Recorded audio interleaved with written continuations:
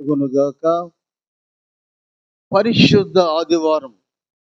ఆదివారము అనే రోజుకు ప్రత్యేకత ఏమిటంటే, సోమవారం నుంచి శనివారం వరకు ఈ భూలోక సంబంధమైన విషయాలు మనం ఆచరించి, ఆదివారం ప్రభువు దినం, ప్రభువుకే ఈ దినాన్ని మనం అంకితం చేయాలి.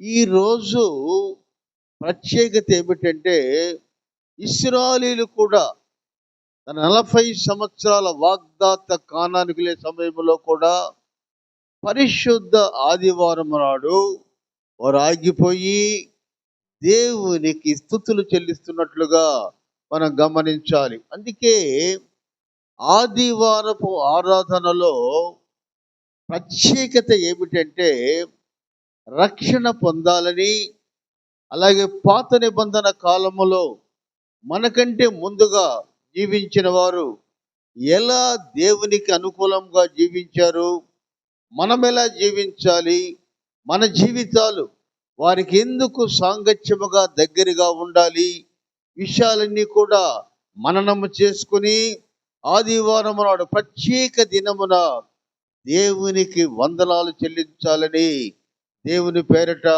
హెచ్చరిస్తూ ఉన్నాను. ఈరోజు వాక్య భాగంలోకి వెళ్ళినట్లయితే ఆదికాండం 35వ అధ్యాయం 18వ వచనం. ఆదికాండం 35వ అధ్యాయం 18వ వచనం.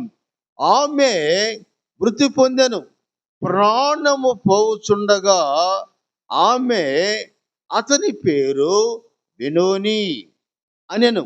అతని తండ్రి అతనికి బెన్యామీను అని పేరు పెట్టెను. పరిశుద్ధుడా మా తండ్రి, మా దేవ, ఈ వాక్యములను భావమును మాకు తెలియచేయమని తండ్రి దేవ, మేము బోధించుండగా తండ్రి మేము బోధకులం కాదు నాయన, నీవే మహాబోధకుడు తండ్రి. నీ పరలోక మర్మాలు మాకు తెలియచేయమని, ఈ ఆధారాన్నంతలో మీరే మహిమ ఘనత పొందమని, ప్రతి విషయము తోడుగు నడిపించమని యేసు క్రీస్తు పేరట అతి వినయముగా వేడుకొనుచున్నాను తండ్రి, ఆమేన్. ఇక్కడ ఆమె మృతి పొందెను. ఆమె అంటే రాహేల్. ఆమె అంటే రాహేల్. యాకోబుకి 2 భార్యలు, ఒక లేయా, రాహేల్. లేయాకి సంతానం ఉంది, కానీ రాహేలు సంతానం లేదు. మొట్టమొదటి కొడుకు యేసు పుట్టిన తర్వాత కొన్ని సంవత్సరములైన తర్వాత మరలామె గర్భవతి అయి ప్రసవ దినములో బాధపడుచుండెను. అక్కడ మంత్రసాని ఏం చెప్తుందో తెలుసా? మంత్రసాని ఆమె ప్రసవం వలన ప్రయాసపడుచున్నప్పుడు మంత్రసాని ఆమెతో, భయపడకము, ఇది నీకు కుమారుడగని చెప్పాను. ఆమె బాగా బాధపడుతూ ఉంది. ఆ ప్రసవ దినాలలో భయంకరమైన బాధ ఉన్నప్పుడు ఆ మంత్రస్థాని ఏం చెప్తుందంటే, నీకు శుభమగును. అయితే రాహేలు తన కుమారుని కని వెంటనే చనిపోతుంది. రాహేలు 2వ కుమారుని కని వెంటనే ఆమె చనిపోతుంది. చనిపోతూ తన కొడుకు ఏం పేరు పెట్టుద్దంటే బెనోని. బెనోని అంటే దుఃఖపుత్రుడు. నువ్వు పుట్టిన తర్వాత మాకు దుఃఖం వచ్చింది, నువ్వు పుట్టిన తర్వాత మాకు నష్టం కలిగింది అని ఆమె రాహేల్ ఏం చెప్తూ ఉందంటే, నా కుమారుడా, నీ పేరు బెనోని అంటే దుష్టపుత్రుడు, లేక శోకపుత్రుడు, లేక ఇంకా చెప్పండి దుఃఖపుత్రుడు. భయంకరమైన వేదన కలుగు చేశావు. అయితే యాకోబు ఆమె చనిపోయిన తర్వాత అతనికి ఏం పేరు పెట్టాడంటే బెన్యామీను. ఆమెకు బెన్యామీను అని పేరు పెట్టాడు. ఎందుకో తెలుసా? దుఃఖపుత్రుడు సపోర్ట్ కొడుకుగా బయటికి రావాలి. దుఃఖపుత్రుడు సపోర్టుగా బయటికి రావాలి. కాబట్టి రాహేలు తన ప్రసవ దినమున కుమారుని కని ఆ కుమారునికి దుఃఖపుత్రుడని పేరు పెట్టి మరణించిన తర్వాత యాకోబు ఏం చేస్తున్నాడో తెలుసా? ఆయనకి బెన్యోను లేక బెన్యామిన్ అని పేరు పెట్టాడు. పాత నిబంధన గ్రంథములో అనేక వంశాలు ఉంటాయి. అనేక వంశాలు బెన్యామినులని, లేక లెవిదేయులని, లేక లూదియన్లని అనేక వంశాలు ఉన్నాయి బైబిల్లో. ఈ బెన్యామిన్ అనే వంశం కేవలం ఇతని ద్వారా వచ్చింది. అపోస్తుడైన పౌలు బైబిల్ గ్రంథములో అనేక గ్రంథాలు రాసిన పౌలు కూడా బెన్యామినుడే. బెన్యామినికి ఒక ప్రత్యేకత ఉంది. ఈ బెన్యామిన్ వంశస్థులు ఒకసారి ఒక పొరపాటు చేసిన తర్వాత వాళ్ళు ఇశ్రాయేలు ఏమంటున్నారో చూద్దాం. ఇశ్రాయేలీలు బెన్యామిన్ గురించి ఏం చెప్తున్నారు మనం గమనించినట్లయితే న్యాయాధిపతుల గ్రంథం 21వ అధ్యాయం చూద్దాం. న్యాయాధిపతుల గ్రంథం 21వ అధ్యాయంలో చక్కటి మాట ఒకటి ఉంది. న్యాయాధిపతుల గ్రంథం 21వ అధ్యాయం 1వ వచనం, మొట్టమొదటి వచనం. న్యాయాధిపతులు 21వ అధ్యాయము 1వ వచనం. ఇశ్రాయేలులో తమలో ఎవడనో తన కుమార్తెను బెన్యామినికి ఇయ్యకూడదని మిస్సాలో ప్రమాణము చేసుకొనిండిరి. ఎందుకు జరిగింది? ఒక స్త్రీని చనిపోయిన తర్వాత ఆమెను 12 ముక్కలు చేసి 12 భాగాలు విసిరేసిన తర్వాత వీరందరూ కూడా శపించబడ్డారు. కానీ మరలా దేవుని ప్రణాళికలో బెన్యామీన్లు మరలా కూడా వారు బాగా వెలిగినట్లుగా మనం గమనించాలి. ఇక్కడ గమనించినట్లయితే చూద్దాం. బెనోని దుఃఖపుత్రుడు, the son of sorrow. Benon అంటే the son of sorrow. Benjamin అంటే కుడి చేతి పుత్రుడు. తన తండ్రికి నడిపించటానికి, తన తల్లిని సేవ చేయటానికి కుడి చేయి ఎక్కువ వాడతాము. కాబట్టి ఆ కుడి చేయి పుత్రుడని బెన్యామీనుకి ఆయన యాకోబు పేరు పెట్టినట్లుగా మనం గమనించాలి. యాకోబుకి 12 మంది కొడుకులు, ఒక కుమార్తె. యాకోబుకి 12 మంది కొడుకులు, ఒక కుమార్తె. 12 మంది కొడుకులు, 6 కుమారులు లేయా ద్వారా, అలాగే పని మనుషుల ద్వారా 4, అలాగే దీనా ద్వారా రాహేల్ ద్వారా 2, కుమార్తె మాత్రము దీనా. ఇది ఆయన సంతానం. మనం గమనించినట్లయితే ఇక్కడ బెన్యామిన్ అనే మాటకి అర్థం ఏమిటంటే ది మ్యాన్ ఆఫ్ సపోర్ట్. ప్రతి విషయంలో కూడా వాళ్ళు సపోర్ట్ చేస్తున్నట్లుగా మనం గమనించాలి. ఈ ఉదయకాలమున 3 బెన్యామిన్ల గురించి మనం తెలుసుకుందాం. ఈ ఉదయకాలమున 3 బెన్యామిన్ల గురించి మనం ధ్యానం చేద్దాం. మొట్టమొదటి బెన్యామిన్ ఎక్కడున్నాడు తెలుసు అంటే సమూయేలు రాసిన మొదటి గ్రంథం 9వ అధ్యాయం 1వ వచనం చూద్దాం. సమూయేలు రాసిన మొదటి గ్రంథం 9వ అధ్యాయం 1వ వచనం. అఫీయకు పుట్టిన కోర కుమారుడైన చెరోరికి జననమైన అబియేలు కుమారుడగు కీషు అను బెన్యామినుడు ఒకడుండెను. కీషు భాగ్యవంతుడు, ఒక బెన్యామినీయుడు. మీకు ఆదివారం పూట ఓన్లీ రక్షణ మాత్రమే చెప్పాలి. శనివారం మాటలు వేరుగుంటాయి. కొద్ది బైబిల్ బాగా చదువుకోవాలి, బైబిల్ లోతుగా వెళ్ళాలి. బెన్యామిను సంతానములో కీసు అనే ఒక వ్యక్తి వచ్చాడు. ఈ కీసు అంటే అర్థం ఏమిటంటే భాగ్యవంతుడు. అక్కడ ఏమి రాసిందంటే అబియేలు కుమారుడు. అబియేల్ అనే వ్యక్తి రాజు ఎప్పుడు కూడా దేవుణ్ణి తండ్రి అని పిలుస్తాడు. అబియేలు ఎప్పుడు కూడా అబియేలు ఏం పిలుస్తాడంటే దేవుణ్ణి తండ్రిగా భావిస్తాడు. ఏమంటాడు? గాడ్ ఈజ్ మై ఫాదర్, దేవుడు నాకు తండ్రి అని పిలుస్తాడు.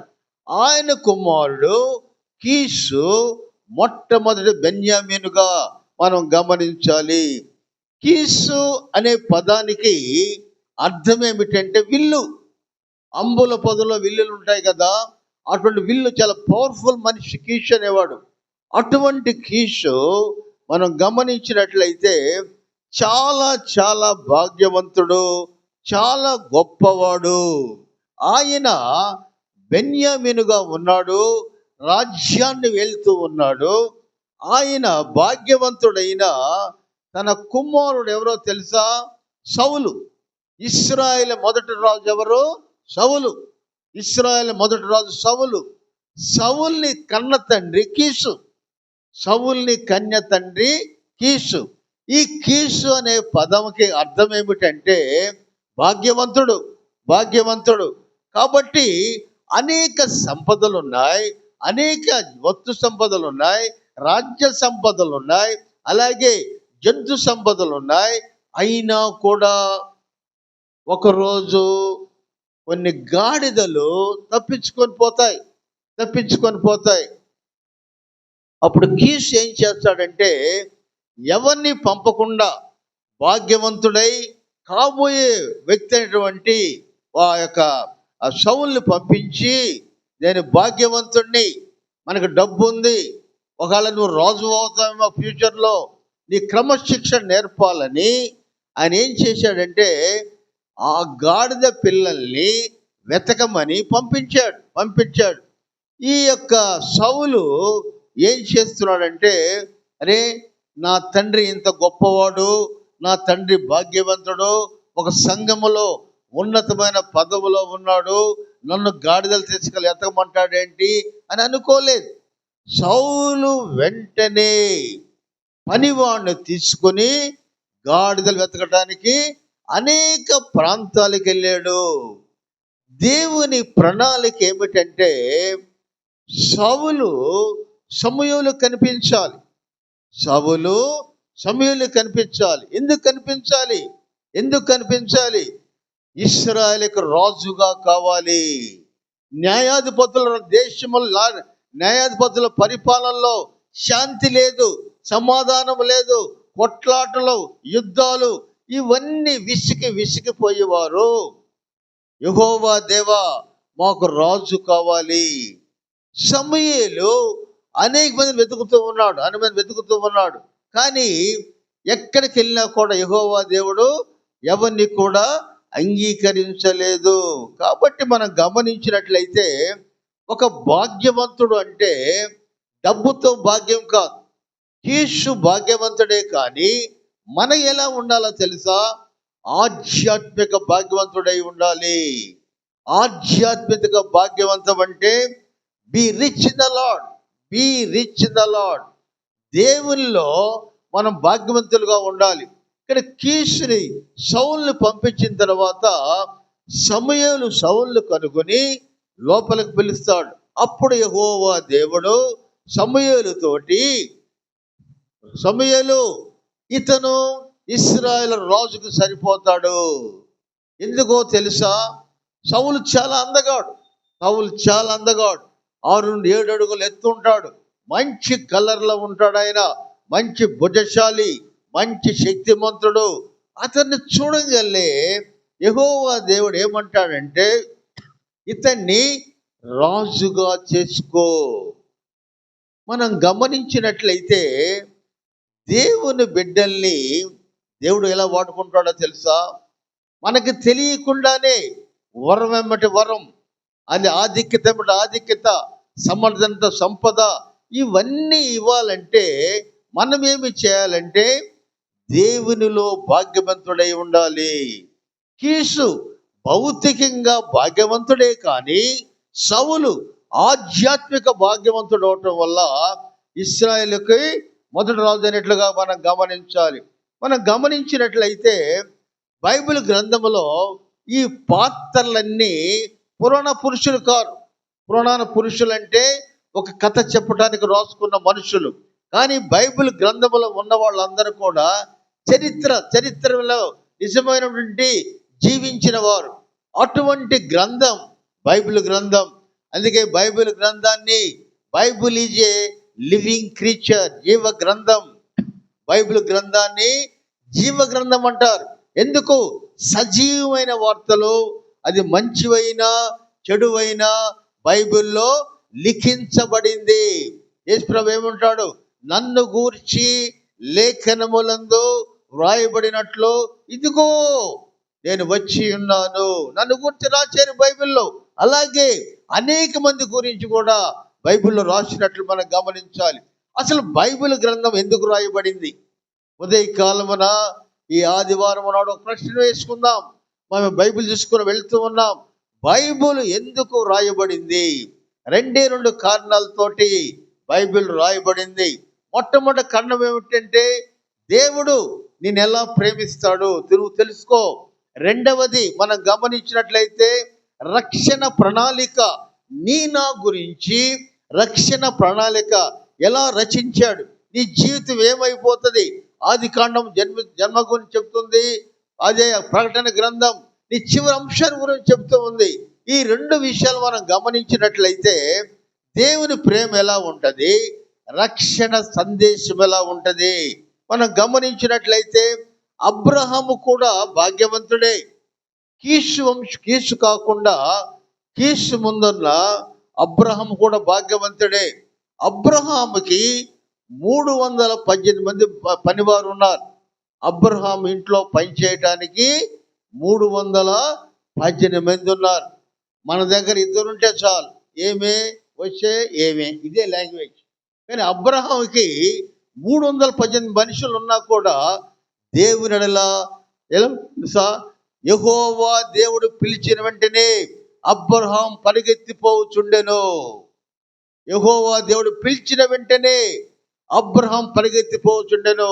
అబ్రహాం మధ్యాహ్నం పూట ఒక ఎండలో కూర్చున్నప్పుడు దేవతలు కనిపించినప్పుడు, అయ్యా మా ఇంట్లో కొద్దిగా టిఫిన్ అన్నా చేయండి అయ్యా, చిన్న భోజనం చేయండి అయ్యా అని రిక్వెస్ట్ చేసినప్పుడు, అబ్రహాం లేనటువంటి ఆ సంతానం యొక్క విషయంలో ఆ దేవతలు వచ్చి, నీవు కుమారుని కనబోతున్నావు. శారా నవ్వింది, శారా నమ్మలేదు, కానీ అబ్రహాం నమ్మాడు.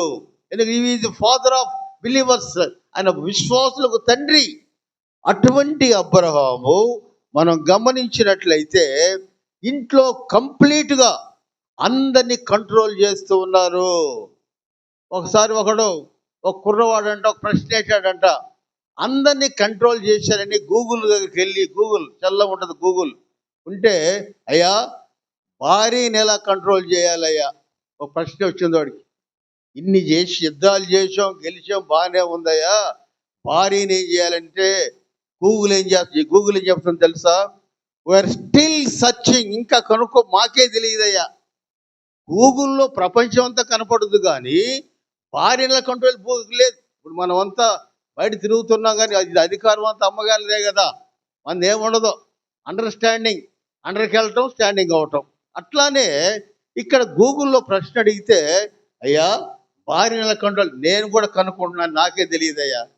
అట్లాగా ఈ సమస్య, ఈ నాలెడ్జ్ ఎలా ఉంటుందంటే, దేవునిలో మనం ఇంకా ఉన్నట్టు మనం గమనించాలి.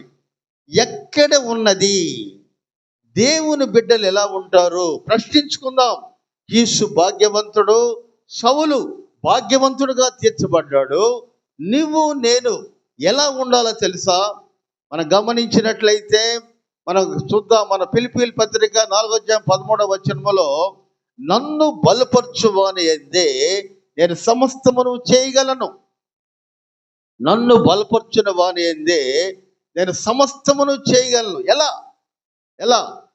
ఒక 14 సంవత్సరాల అమ్మాయికి చిన్నప్పటి నుంచి ఒక కోరిక ఉంది. ఏంటి ఆ కోరిక అంటే, ఎవరెస్ట్ శిఖరం ఎక్కాలి. ఎవరెస్ట్ శిఖరం ఎక్కాలంటే ఖర్చు 50 లక్షలు అవుతుంది. ఎవరెస్ట్ శిఖరం ఎక్కాలంటే ఖర్చు 50 లక్షలు అవుతుంది. ఆ అమ్మాయి ఎంతో ఆశతోటి కారు ఎక్కిపోతూ ఉంది. ఆమె దరిద్రం ఏమిటంటే, లారీ యాక్సిడెంట్ చేసింది ఆ పాపని. 2 కాళ్ళు పోయినాయి. ఆమె ఆకాంక్షత చెందలేదు, భయపడలేదు, బలహీనపడలేదు.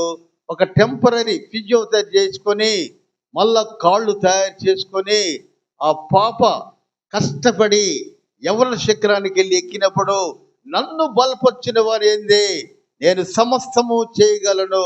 నీవు దేవుని మీద నమ్మకం ఉందా? ప్రతిసారి మనం ఏం ప్రార్థన చేస్తాం, మాకు అయ్యయ్యా ఇయ్యయ్యా. ఏంటికి ఇవ్వాలి నీకు దేవుడు? ఎందుకు ఇవ్వాలి? నీవు దేవుని సేవ చేస్తున్నావా, నువ్వు దేవుని మాటలు వింటున్నావా? ఎలా చేస్తూ ఉన్నావు నువ్వు? మనం గమనించినట్లయితే మత్తయి 6:33లో ఆయన రాజ్యాన్ని, నీతిని వెతుకు, ఆ సమస్తం నీకు ఇస్తానని చెప్తూ ఉన్నాడు. వెతుకుతున్నామా? ఈ ఆదివారం రోజు కోటికి నాజు పరిశుద్ధ దినమున దేవుని యొక్క రాజ్యాన్ని ఎదుగుతున్నామా? దేవుని రాజ్య సువార్త ప్రకటిస్తున్నామా? ఏం చేస్తూ ఉన్నాం? గమనించినట్లయితే దేవుని రాజ్యాన్ని, దేవుని సువార్తను ప్రకటించే ప్రతి బిడ్డ కూడా సంతోషముగా దేవుడు ఉంటాడు. దేవుని బిడ్డలాగా ఉంటారు. దేవుడు వారిని భయపరుస్తాడు, బలపరుస్తాడు. మనం చూసినట్లయితే కీషు అనే అర్థం విల్లు, మొదమ్ముల పొదల విల్లు లాంటి వాడు. అటువంటి కీషు తన కుమారుడైన సౌలుకి క్రమశిక్షణ నేర్పించడానికి గాడిదలు కాయమని పంపించినప్పుడు అతను గాడిదలు కాయటమే కాకుండా దేవుని యొక్క ఆ బహుమానాన్ని పొందాడు. అందుకే మన బిడ్డలకి ఏం చేయాలో తెలుసా? మన బిడ్డలకి మా చిన్ని నాన్న, నా బులి నాన్న కాకుండా ఈ చిన్ని నాన్నకి, బుల్లి నాన్నకి చిన్నప్పటి నుంచి అన్నం ఎట్లా వస్తుంది? ఒక విషయం గమనించావా? విలియం కేరీ అనే భక్తుడు ఏం చెప్తున్నాడు తెలుసా? చేతులు అన్నం పెట్టుకున్న తర్వాత ఈ అన్నం ఎలా వచ్చింది, ఎంతమందిని మోసం చేస్తే వచ్చింది, ఎన్ని మాయమాలు చెప్తే వచ్చింది, ఎన్ని కథలు చెబితే వచ్చింది, లేకపోతే నా కష్టము ద్వారా వచ్చిందా?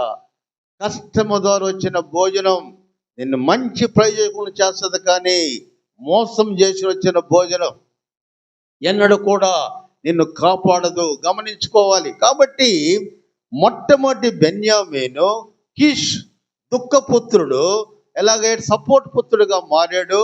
యాకోబు కూడా తన బిడ్డల్ని చక్కగా పెంచినట్లు మనం గమనించాలి. కాబట్టి మనం గమనించిన విషయం ఏంటంటే, భాగ్యవంతులైన మనం ఫిజికల్ భాగ్యవంతులు కాకుండా ఆధ్యాత్మిక బహుమానం కోసం ఎదురు చూడాలి.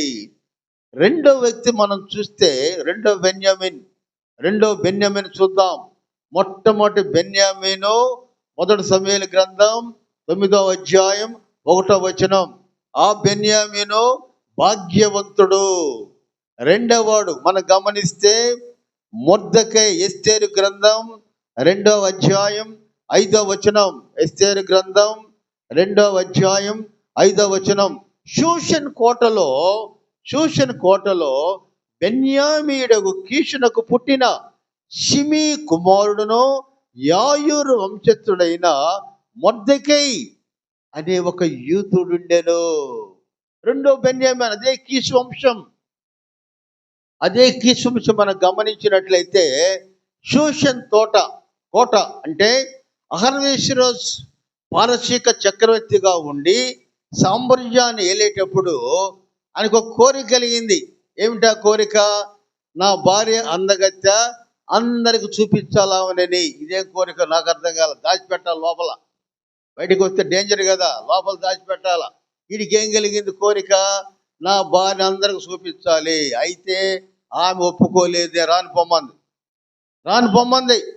వెంటనే ఏం చేశాడంటే రెండవ రాణి కోసం ప్రయత్నించాడు. దేవుని చిత్తం ప్రకారం ఎస్తేరుని చేసుకున్నాడు. ఎస్తేరు యూదురాలు, పారసీక చక్రవర్తి మనిషి కాదు, యూదురాలైన ఎస్తేరు అహర్వేషుడు పారసీక చక్రవర్తికి రాణి అయింది. ఈ మొర్దెకై ఎవరంటే ఎస్తేరు యొక్క అన్న. వయస్సులో చాలా భేదం ఉంది. అందుకే ఎస్తేరు వరుసకి అన్నైనా కూడా తండ్రిలాగా ఆమెను పెద్ద చేసి పోషించాడు. అటువంటి మొర్దెకై వాడికి ఒక గుణం ఒకటి ఉంది. ఏంటి ఆ గుణం తెలుసా? హామాన్ అనే ప్రధానమంత్రి వాడు వచ్చినప్పుడు ఈయన లెగిసి దండం పెట్టాలి ప్రతి ఒక్కళ్ళు కూడా. కానీ మొర్దెకై, నేను దండం పెట్టను. I do not bend my head. There is uncompromisable situation. ఒక క్రైస్తవుడు కాంప్రమైజ్ కాకుండా ఒక అన్యుడికి నమస్కారం పెట్టడు, లేక దండం కూడా పెట్టడు. అటువంటి వ్యక్తిని చంపాలని ఒక పథకం వేశాడు వాడు. వెంటనే రాజు దగ్గరికి వెళ్ళి, అయ్యా, ఈ యూదుల దగ్గర చాలా డబ్బు ఉంది. ఆ డబ్బు అంతా మనం సంపాదించాలంటే ఈ కాగితం మీద సంతకం పెట్టయ్యా. వాడు మంచి మత్తులో ఉండి సంతకం పెట్టేశాడు. ఇక వెంటనే వేట ప్రారంభించాలి. వేట ప్రారంభించే సమయంలో ఈ విషయము మొర్దెకైకి తెలిసి తన కుమార్తెకు కబురు పంపించి, దీని నిమిత్తమే యెహోవా దేవుడు నిన్ను రాణిగా చేశాడేమో, మాకు మేలు చేయటి కొరకు యెహోవా దేవుడు నిన్ను రాణిగా నిలబెట్టాడేమో అని కూతురికి సందేశం పంపించినప్పుడు, అహర్వేష్ పారసీక చక్రవర్తి సమయంలో రాజు పిలవకుండా రాణి లోపలికి వెళ్ళకూడదు. రాజు పిలవకుండా రాణి లోపలికి వెళ్ళకూడదు. కానీ ఎస్తేరు, నేను చనిపోయినా పర్వాలేదు, నా జాతి బాగుపడాలని ఆమె రాజు దగ్గరికి వెళ్ళి ఆయన దండాన్ని పట్టుకున్నప్పుడు, ఏమిటి నీ కోరిక? ఈ యొక్క హామాను మా జాతిని నాశనం చేయాలని చూస్తున్నాడు అని చెప్పినప్పుడు, ఈ మొర్దెకై ఏం చేస్తున్నాడో తెలుసా? మొర్దెకై దేవుడి కంట తన బిడ్డల్ని సరైన సమయంలో కాపాడుతాడట. ఒకసారి రాజుగారు నిద్రపోతూ ఉన్నారు.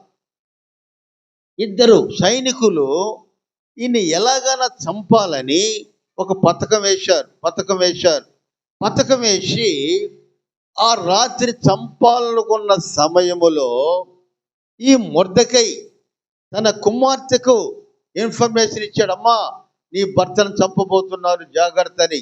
వెంటనే వాళ్ళిద్దరిని పట్టుకొని చంపేస్తారు. ఇవన్నీ ఎక్కడ రాస్తారో తెలుసా? రాజులు ఎక్కడ రాసుకుంటారు? రాజ్య సమాచార గ్రంథంలో రాసుకుంటారు. రాజ్య సమాచార గ్రంథంలో రాసుకుంటారు. ఆ గ్రంథము ఈ యొక్క విషయాన్ని వ్రాయబడింది. అయితే మొర్దెకై ఏం చేశాడంటే, రాజు ప్రాణాన్ని కాపాడినా కూడా రాజు దగ్గరికి వెళ్ళి, అయ్యా నేను నీ ప్రాణాన్ని కాపాడాను, నన్ను ప్రధానమంత్రిగా పెట్టు, ఏం అడగలేదు ఆయన. అందుకే ఫలితము లేకుండా సహాయం చేసేవాళ్ళు చాలా గొప్పవారు. మనం చూస్తాం, తేళ్ల సుశీలమ్మ గారు 10,000 కానుకిచ్చారు. ఎందుకో ఎవరు చెప్పమన్నారు ఈ మాట? తేళ్ల సుశీలమ్మ గారు 10,000 ఇచ్చారంట. ఇచ్చిపోతే దేవుడు బతకడే అయింది. అది చెప్పించుకోవాలి. లేకపోతే ఆమె సంతోషం ఉండదు. ఎంత 10,000 ఇచ్చాను కదా నేను. ఇక్కడ ప్రాణాన్ని కాపాడిన వాడు నేను ఎవరినో తెలియకూడదని వాడు అడుగుతూ ఉంటే, ఈమెమో నా పేరు చదవలేదే, పాస్టర్ గారు మర్చిపోయినట్టుందే, అసలు లేచి నిలబడితే వాళ్ళు గుర్తొస్తుందేమో, లేచి నిలబడి చదివించుకొని ఇంటికి వచ్చి భోజనం చేస్తాడు. కానీ ఇక్కడ మొర్దెకై ఏం చేశాడు? ప్రాణాన్ని కాపాడినా కూడా ఆ విషయాన్ని రాజుకి తెలియలేదు. ఒకరోజు దేవుడు ఏం చేశాడో తెలుసా? దేవుడు ఈ యొక్క అష్షూరు రాజుకి నిద్ర లేకుండా చేశాడు. నిద్ర లేకుండా దేవుడు పథకం ప్రకారం కాపాడుతుంటాడు. దావీదు ఎక్కడికి వెళ్ళినా యెహోవా దేవుడు అతన్ని కాపాడుచుండెను. ఇక్కడ రాజుగారికి నిద్ర పడతాం. మనకు నిద్ర పట్టలేదంటే పక్కింటి వాళ్ళు డబ్బు సంపాదించారేమో, లేదా మనకంటే వాళ్ళు గొప్పగా ఉన్నారేమో అని మనం ఆలోచిస్తాం. కానీ రాజుకి ఎందుకు నిద్ర పట్టలేదు? ఆయన రాజు, కొన్ని వేల మందికి నాయకుడు, ఆయన నిద్ర ఎందుకు పట్టలేదు? దానికి కారణం ఉంది. ఏమిటా కారణం? అక్కడ దేవుడు తన సేవకుడైన బెన్యామీను వంశస్థుడైన మొర్దెకైకి ఒక లాభం చేయాలి. ఏంటో లాభం? రాజు నిద్రపోతూ ఉన్నాడు, నిద్ర పడటం లేదు. సేవకుల్ని పిలిచి, రాజ్య సమాచార గ్రంథం తీసుకొని రండి, నేను చూడాలి గ్రంథంలో ఏముందో అని రాజు చెప్పినప్పుడు ఆ గ్రంథాన్ని తీసుకొని ఆయనకి ఇచ్చినప్పుడు, మొర్దెకై తన ప్రాణాన్ని కాపాడిన సంగతి రాజుకి తెలుస్తుంది. వెంటనే రాజు హామాను పిలిచి, హామాను, ఒక రాజుని కాపాడిన వ్యక్తికి ఏ విధంగా సన్మానం చేయాలో ఆ విధంగా నువ్వు ఒక వ్యక్తి సన్మానం చేయాలి అని చెప్తాడు. వీడేమనుకుంటాడు? నేనే కదా ప్రధానమంత్రి, నేనే కదా, నాకే కదా సన్మానం చేయాల్సింది చెప్పి ఈ కోరికలు మొత్తం బయట పెడతాడు. ఏం బయట పెడతాడు? రాజుగారు ఏనుగెక్కాలి, ప్రశస్త వస్త్రాలు ధరించాలి, రాజు ఊరేగింపు చేయాలి, ఈ చేయాలి రాజా అంటాడు. ఇవన్నీ నువ్వు మొర్దెకైకి చెయ్యి, ఇవన్నీ కూడా నువ్వు మొర్దెకైకి చెయ్యి. వాడు నా ప్రాణం కాపాడాడు. ఆదిరిపోతాడు మనోడు. వాడు హామాను ఇంటి దగ్గర ఏం చేస్తాడు? ఒక కొయ్య తయారు చేసుకుంటాడు. ఎప్పుడెప్పుడు మొర్దెకైని తీసుకొచ్చి ఆ కొయ్యలో తీసుకొట్టి చంపేయాలని ప్లాన్లో ఉంటాడు. అటువంటి వ్యక్తికి రాజు సన్మానం చేయమంటున్నాడు. ఏమిటి విచిత్రం? దేవుడు తన బిడ్డల్ని కాపాడుతాడు. అలాగే మొర్దెకైకి చేసినప్పుడు మొర్దెకై సంతోషపడతాడు. ఎందుకో తెలుసా? తెలియని గౌరవం సంపాదించుకున్నాడు. తర్వాత మనం గమనిస్తే ఆ యొక్క ఎస్తేరు తన భర్త దగ్గరికి వెళ్ళి, అయ్యా మా వంశస్థుల్ని హామాను చంపబోతున్నాడని చెప్పినప్పుడు ఈ రాజు ఆలోచిస్తాడు. ఏం ఆలోచిస్తాడు? ఆల్రెడీ ముద్ర వేశాను కదా యూదులను చంపమని, ఇప్పుడు ఏం చేయాలి నేను అని ఆలోచిస్తూ గదిలోకి వెళ్తాడు. దేవుడు ఏం చేస్తాడో తెలుసా? వీడికి భయాన్ని పుట్టిస్తాడు. హామానుకి పుట్టించి ఏం చేస్తాడు? హామాను నడుస్తూ పోయి ఎస్తేరు మీద పడతాడు. రాజు అంటే నా ముందే నా భార్య మీద పడతా ఉంటాడని చెప్పి ఏ కొయ్య మీదైతే హామాన్ని చంపాలనుకున్నాడో అదే కొయ్య మీద ఏమైనా ఇప్పుడు హమాన్ని మొర్దెకైని చంపాలనుకున్నాడో అదే కొయ్య మీద హామాన్ని చంపమని రాజాజ్ఞ. ఇక్కడ మొర్దెకై మొట్టమొదటి బెన్యామీన్ భాగ్యవంతుడు. వాడి గురించి మనం ఏం తెలుసుకోవాలి? ఆధ్యాత్మిక భాగ్యం. రెండవ బెన్యామీన్ తల వంచని వీరుడు, దేవుని కొరకు తన ప్రాణాలను లెక్క చేయని వ్యక్తి. అటువంటి మొర్దెకై మనకున్నట్లుగా మనం గమనించాలి. ఎవరైతే ప్రతిఫలం ఆశించకుండా దేవుని సేవ చేస్తారో వారే నిజమైన సేవకులు వారే. సంఘాలు గలిబీలవుతున్నాయి. అపోస్తుడైన పౌలు తిమోతికి ఉత్తరం రాస్తూ సంఘములో అలజడి, సంఘములో గలిబిలి జరుగుతున్నాయి, బిడ్డ నువ్వు జాగ్రత్త కలిగి సంఘాన్ని కాపాడమని మొదటి శతాబ్దంలో రాశాడు పౌలు. నేటికి అది నెరవేరింది. పాస్టర్ అంటే డబ్బులు సంపాదించేవాడు. వాడికి మనకన్నా ఒక పూట భోజనం ఉండదేమో కానీ ఆయనకు 3 పూట్ల భోజనం ఉంటుంది ఆయనకి. అటువంటి పాస్టర్ల గురించి ఎప్పుడో మొదటి శతాబ్దం రాశాడు. కాబట్టి ఈ మొర్దెకై అనేవాడు ప్రతిఫలం ఆశించిన వాడు, తలవంచని వీరుడు. చివరిగా 3వ బెన్యామీన్ గురించి చూద్దాం. 3వ బెన్యామీన్ ఎల్యాదా. బైబిల్ చూద్దాం. 2వ దినవృత్తాంతాల గ్రంథం 17వ అధ్యాయం 17వ వచనం. 2వ దినవృత్తాంతాల గ్రంథం 17వ అధ్యాయం 17వ వచనం. ఎవరు చదువుతారు? బాగా చదవండి చూద్దాం. మీరు కూడా నిద్రపోకుండా లేపాలి మిమ్మల్ని కూడా. 17వ అధ్యాయం 17 చదవమ్మా. సుశీలమ్మ చదువుతా తల్లి. చదువు లేదు నీకు, దర్శించి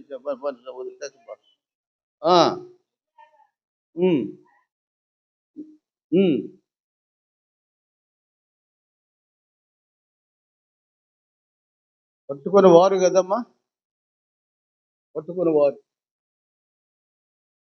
2 లక్షల మంది. అది వీడి సామాన్లు బట్టి 2 లక్షల మంది ఉన్నారంట. వీడు వెనక ఎంతమంది ఉన్నారు? 2 లక్షల మంది ఉన్నారంట. వాడి విల్టిని, వాడి బాణాన్ని, వాడిని మీద ఎంతమంది ఉన్నారో 2 లక్షల మంది. బైబిల్ గ్రంథములో మిమ్మల్ని ప్రశ్న అడుగుతున్నా, మొట్టమొదటి యుద్ధ వీరుడు లేక పరాక్రమవంతుడు ఎవరు చెప్పండి? బైబిల్ గ్రంథములో మొట్టమొదటి పరాక్రమవంతుడు ఎవరు? ఆదివారం వింటున్నారు కదా, మా తమ్ముడు చెప్తున్నాడు కదా. ఎవరు? కాదు తల్లి, కాదు. మొట్టమొదటి పరాక్రమవంతుడు ఎవరు? అతడు దేవునికి వ్యతిరేకంగా పనిచేశాడు. అది కూడా క్లూ ఇస్తున్నా, కొద్ది క్లూ. అతడు దేవునికి వ్యతిరేకంగా పనిచేశాడు. అదే గిద్యోను అయితే దేవునికి అనుకూలంగా పనిచేశాడు. వీడు చేయలా. గిద్యోను దేవునికి అనుకూలంగా పనిచేశాడు, వీడు దేవునికి ఎదురుగా పనిచేశాడు. ఎవరు? నిమ్రోద్. నిమ్రోద్. సౌలు వాడు పరాక్రమంతుడు కాదు, పాడు కాదు. నిమ్రోద్. నిమ్రోద్ అనే వ్యక్తి పరాక్రమవంతుడు. ఎట్ట పరాక్రమవంతుడు తెలుసా? నోవు సమయంలో జలప్రళయం వచ్చింది. జలప్రళయం వచ్చినప్పుడు నోవహు ఆ 7 తప్ప మొత్తం కూడా చనిపోయారు. మొత్తం చనిపోయారు. వీడు పరాక్రమవంతుడు.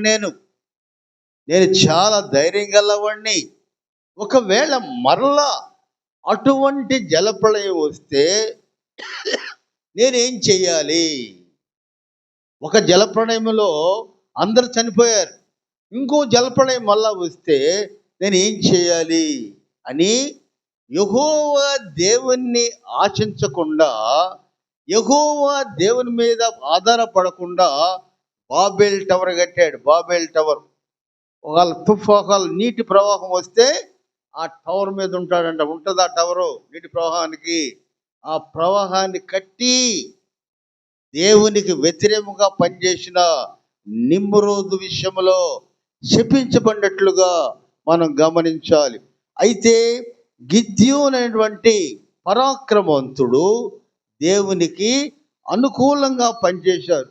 ఈడు మనం గమనించినట్లయితే ఈ ఎల్యాదా, ఇతను కూడా రాసు దగ్గర నమ్మకమైన సేవకుడుగా ఉన్నాడు, మంచి బెన్యామీనుగా ఉన్నాడు. 2 లక్షల మంది అతని ఫాలోవర్స్ ఉన్నట్లుగా మనం గమనించాలి. కాబట్టి మనం గమనించినట్లయితే గిద్యోను గురించి ఒక మాట చూద్దాం. గిద్యోను గురించి న్యాయాధిపతుల గ్రంథం 6వ అధ్యాయం 7వ వచనం. గిద్యోను గురించి చూద్దాం. న్యాయాధిపతుల గ్రంథం 6వ అధ్యాయం 7వ వచనం. మిద్యానుల వలన బాధను పెట్టి ఇశ్రాయేలు యెహోవాకు మొరపెట్టగా వారిని ఆ బాధ నుంచి రక్షించడానికి దేవుడు గిద్యోను వాడుకొని ఇశ్రాయేలును రక్షించెను. ఒక పరాక్రమము దేవుని బిడ్డల్ని కాపాడాలి.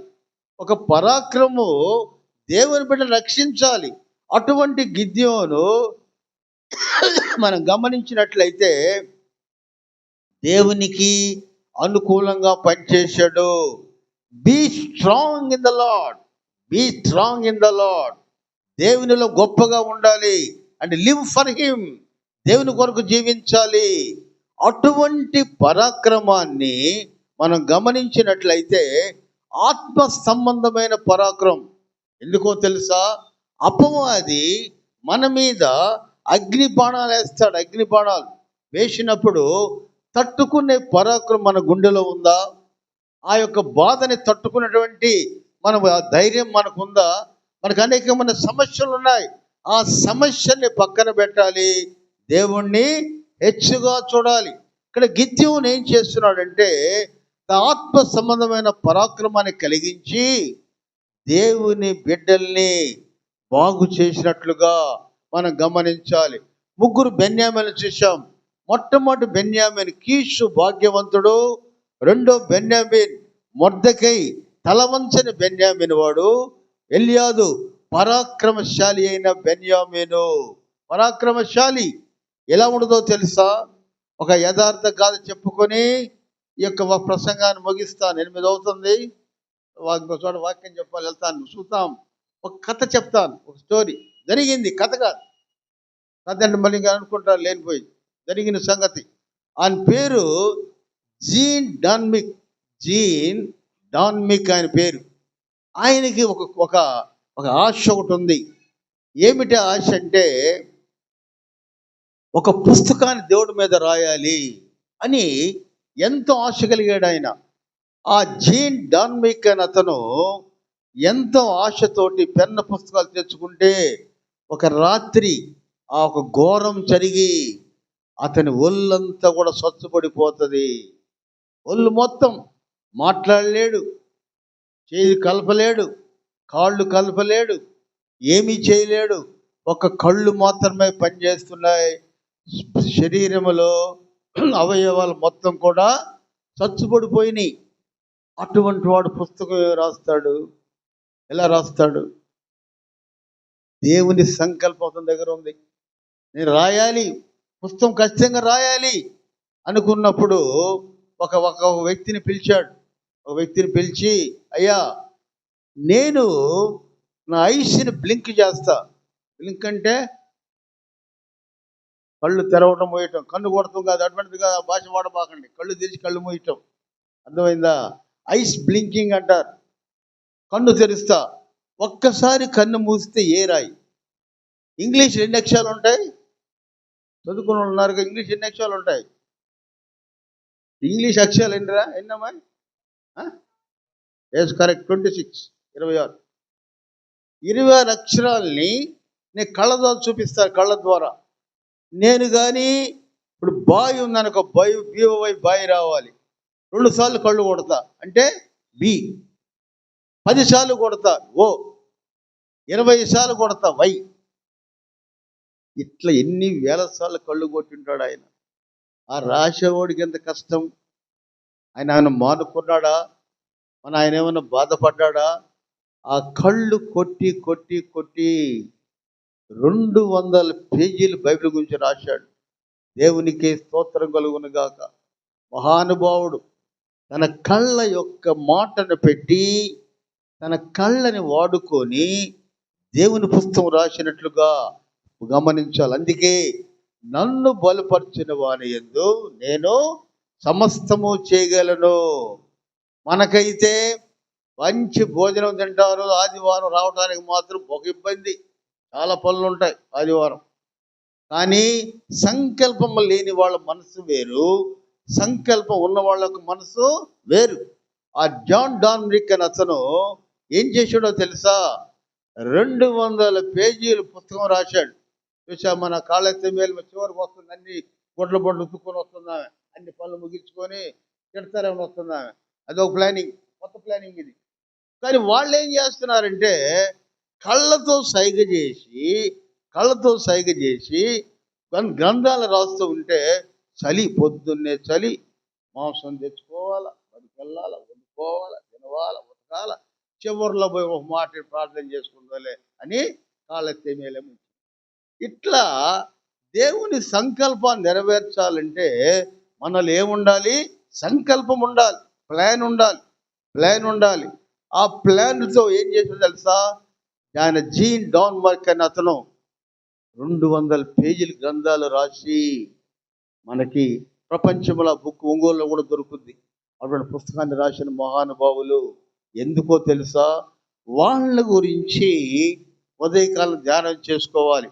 మనకి జ్వరం వస్తే దేవుని తిడతాం, కాళ్ళు నొప్పులు వస్తే దేవుని తిడతాం, ఒళ్ళు నొప్పులు వస్తే దేవుని తిడతాం. చిన్న చిన్న సమస్యల్ని పెద్దవిగా చేసుకొని నా భవిష్యత్తుని పాడు చేసుకుంటున్నామా? ఈ ఆదివారపు ఆరాధనలో దేవుణ్ణి ఎలా ఆరాధించాలి? ఈ ఆదివారపు ఆరాధనలో నా సంబంధం దేవునితో ఎలా ఉండాలి? భాగ్యవంతుడుగా, భాగ్యవంతుడుగా ఉన్నావా? దేవుని శత్రువులు ఎదుట తలవంచని వీరుల్లాగా ఉన్నావా? అనేక కష్టాలు వచ్చినప్పుడు పరాక్రమం చూపిస్తూ ఉన్నావా? ఏ బెన్యామీన్లాగా ఉన్నాం? ఈ 3 బెన్యామీల యొక్క జీవితాలు ఈ ఆదివారం ఆరాధనలో మనం ధ్యానించుకుందాం. ఆధ్యాత్మిక భాగ్యాన్ని పొందుదాం. దేవుని ఎదిరించే వాళ్ళని ఎదిరిద్దాం. దేవుని ఎడల ఎవరైనా వ్యతిరేకంగా ఉంటే వారి మీద పరాక్రమం చూపిద్దాము.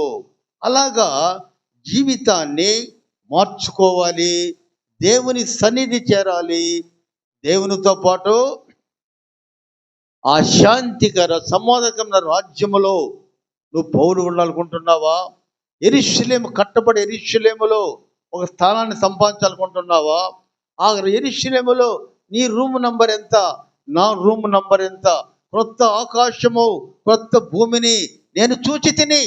ఆ క్రొత్త భూమిలో ఉండగలవా? క్రొత్త ఆకాశాలు మనకు భాగ్యం లేదు, క్రొత్త భూమిలో మనం ఉండగలమా? ఉదయకాలమున ప్రశ్నించుకుందాం. పరిశుద్ధముగా ఆదివారాన్ని ఆచరిద్దాం. ఎలా ఆచరించాలో తెలుసా?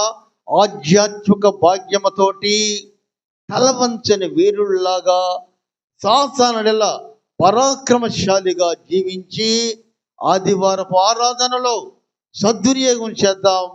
దేవుణ్ణి మొరపెట్టుకుందాం. మన కష్టాలు తీర్చే దేవుని వద్దకి మనమందరం కూడా వెళ్ళాలని కోరుకుంటూ ఈ కొద్ది మాటలతో ముగిస్తున్నాను. ప్రార్థన చేసుకుందాం. కృపా సత్యవంతుడైన దేవ, యేసునాయన మా తండ్రి, ఈ ఉదయకాలం తండ్రి దేవ, బెన్యామీను వంశస్థులు మేము ధ్యానించుండగా తండ్రి, వారిలో ఉన్న గొప్పతనం ఏమిటా? గొప్పతనం ఆధ్యాత్మిక భాగ్యవంతం కావాలి తండ్రి. నాయన తలవంచని వారిగా ఉండాలి తండ్రి. పరాక్రమం దగ్గర రావాలి తండ్రి దేవ. మా జీవితాలు నిర్దేశించు తండ్రి. మా జీవితాలు కాపాడు తండ్రి. మా గమ్యాన్ని నిర్దేశించు తండ్రి.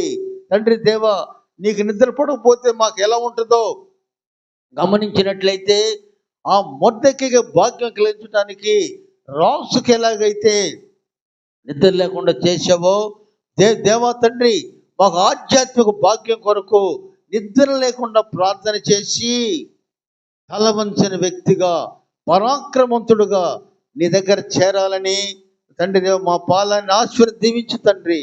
మా పాలెంలో ఏ కుటుంబం కూడా అనారోగ్యం లేకుండా తండ్రి నాయన, ఆర్థిక సమస్య లేకుండా దీవించు తండ్రి దేవ. ఈ పాలెం చుట్టూ కంచె వేసి 1000 దూతలతో రక్షణ కలిగించు తండ్రి. ప్రతి బిడ్డని, ప్రతి కుటుంబాన్ని ఆదరించి దీవించి కాపాడి ఈ దినాశ్వలు మమ్మల్ని నింపమని యేసు క్రీస్తు పేరిట అతి వినయముగా వేడుకొనుచున్నాను తండ్రి. ఆమేన్.